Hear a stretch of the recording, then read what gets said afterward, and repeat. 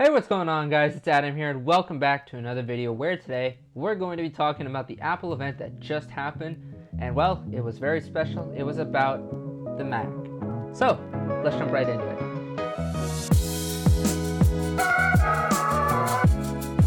So first up, Apple went out on stage and announced the brand new M1 chip that will be powering the future of the Mac. In my Apple Silicon video, we talked about it briefly and we didn't have an idea about what it was going to be called. But we finally got the name and finally found out the specs to it, and it's insane. So the M1 chip is going to have 8 cores, 4 very high performance cores and 4 very high efficient cores.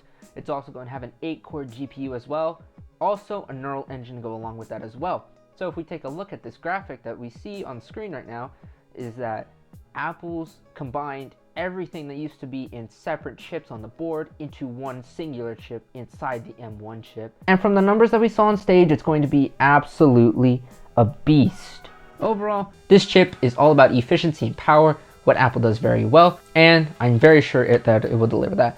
Okay, enough talk about the processor, let's jump into the new products. So first up, Apple announced the brand new MacBook Air. So this MacBook is basically like the last MacBook Air, except it's running its brand new M1 chip. Tasks that used to throttle the MacBook Air will no longer be an issue, including even running Final Cut Pro and Logic Pro on the MacBook Air. I just started editing Final Cut Pro and it's very task intensive. So, to say that it'll run smoothly on a MacBook Air is very, very impressive.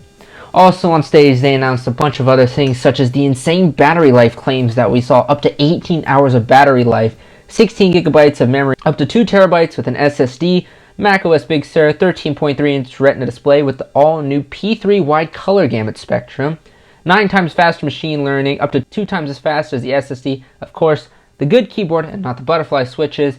It works with iPhone and iPad apps too, like we just mentioned. The MacBook Air is absolutely packed and it's going to start from $999, and for students, it's going to start at $899. Now, let's move on to the Mac Mini. The Mac Mini also got some major upgrades as well, as you can see on screen. The Mac Mini has been not redesigned, but re-engineered on the inside to have M1 support, and it has one fan. Now, while there may not be any external differences, it still has 2 Thunderbolt ports, an HDMI 2.0 port, a USB-A port, 2 of those, and Ethernet and its power adapter, and it can run the Pro Display XDR, which is 6K resolution, which is very impressive, although the price tag on the XDR is not very impressive. So, what else do we have for the Mac Mini? It has 16 gigabytes of memory, 2 terabyte SSD, ultra compact design as we know and love, Wi-Fi 6, 6 times faster graphics, 3 times faster CPU, and it works with iPhone and iPad apps. So, not much of a change here when it comes to redesign, but hardware design, that's huge. But truly one more thing, and that is the MacBook Pro. So let's talk about this MacBook Pro. The MacBook Pro is going to be absolutely insane with the brand new M1 chip inside, providing all the power to this new machine.